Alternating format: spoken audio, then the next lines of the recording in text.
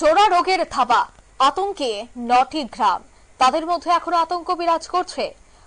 জানা গেছে যে হেপাটাইটিস এবং লেপ্টোস্পাইরোসিসের সংক্রমণ, আর সেই সংক্রমণ 9টি গ্রামে ছড়িয়ে পড়েছে। হাজার হাজার মানুষ আক্রান্ত। হেসারি থেকে মহামারী ঘটনা পশ্চিমবঙ্গের জলপাইগুড়ির রায়গঞ্জ ব্লকে, আর সেই ব্লকের প্রায় 1000 মানুষ আক্রান্ত হচ্ছে হেপাটাইটিস এবং লেপ্টোস্পাইরোসিসের সংক্রমণে।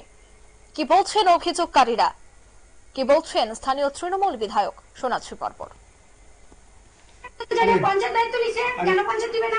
আপনারা আমাকে যথার্থটা দিন, আমি কথা দিয়ে দিই। শুনেন, আপনাকে আমরা একটা অনুরোধ করবো, দয়া করে ফোনটা এখন রিসিভ করবেন না। আপনাকে একটাই রিকোয়েস্ট করবো, আমাদের প্রত্যেকের একই বক্তব্য আপনারা প্রত্যেকটা মহিলার কাছে শুনতে পারেন বা প্রত্যেকটা ফ্যামিলির কাছে। আমাদের মোটামুটি হাসপাতালে যথেষ্ট ভালো ট্রিটমেন্ট হচ্ছে, স্যার আমাদের যথেষ্ট পরিমাণে হেল্প করতেছে, আমরা স্যারেদের বিরুদ্ধে কোনো কথাই বলবো না। দ্বিতীয়ত কথা, হয় আপনি ফ্যাক্টরি বন্ধ করবেন, না হলে আপনাকে গদি ছাড়তে হবে। এখন আপনি কি করবেন, এখন আপনার সম্পূর্ণ ব্যক্তিগত ব্যাপার। আপনি আজকে আপনাকে ফ্যাক্টরিটা তালা মারতে হবে, তালা আপনাকেই আসতে মারতে হবে, আপনাকেই মারতে হবে। ওটা প্রশাসন একটা হ্যাচারি আছে, ওখানে পাবে।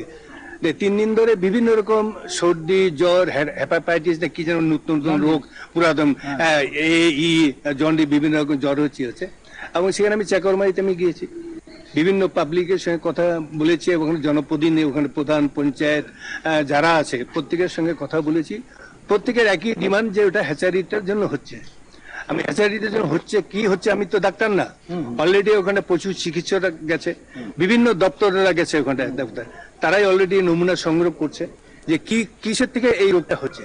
তারা নিশ্চয়ই বলবে, এবং কাল পরশুর মধ্যে আমরা রিপোর্টটা পাবো। সেখানে আমি জানতে পারলাম সেখানে জানি যে বিভিন্ন জায়গায় বিভিন্ন পেশেন্টরা ভর্তি আছে। যেমন আমি ওখানেই শুনলাম যে মগাডিঙ্গি হসপিটালে, যেহেতু আমার এটা ব্লক, এখানটা 17 জনের মধ্যে ভর্তি আছে।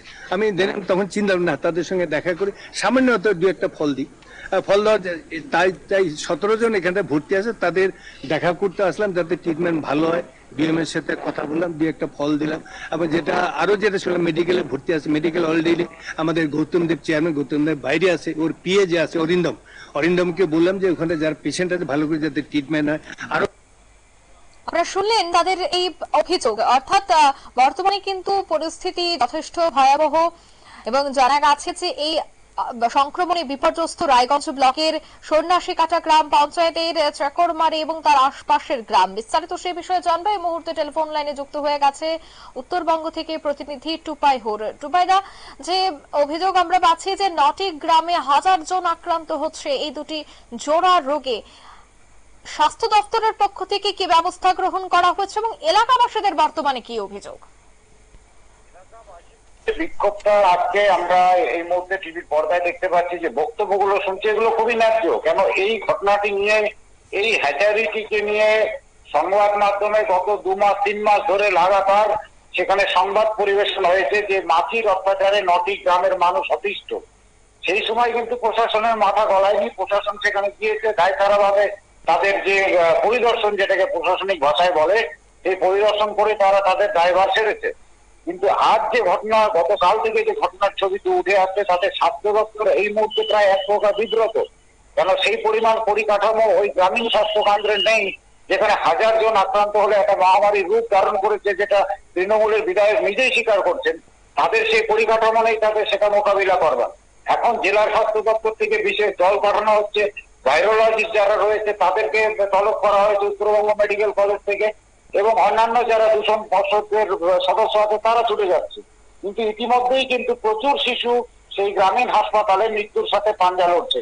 কেন যেটা আমরা ইতিমধ্যে জানতে পারছি, চিকিৎসকরা যেটা বলছেন এবং এই ভাইরোলজিস্টদের সাথে কথা বলেছি, যে এই দুটো রোগ একসাথে আক্রমণ করার ফলে সেই শিশুদের প্রাণ কিন্তু যথেষ্ট ঝুঁকির মধ্যে রয়েছে। একদিকে হেপাটাইটিস, একদিকে লেপ্টোস্পাইরোসিস, যেটা বলছে দুটো ব্যাকটেরিয়া ওদের শরীরে আক্রমণ করাতে, এই দুটোকে আক্রমণ প্রতিরোধ করতে গেলে যে অ্যান্টিবায়োটিক প্রয়োজন, যে পরিকাঠামো প্রয়োজন, সেটা কিন্তু সেই প্রাথমিক স্বাস্থ্যকেন্দ্র, গ্রামীণ স্বাস্থ্যকেন্দ্রে নেই। এবং জলপাইগুড়ি থেকে যে আমরা খবর পাচ্ছি যে জলপাইগুড়ি জেলাতেও এই মুহূর্তে সেই পর্যাপ্ত সেই পরিকাঠামো নেই যাকে সাপোর্ট দিয়ে এই জিনিসটাকে আটকানো যায়।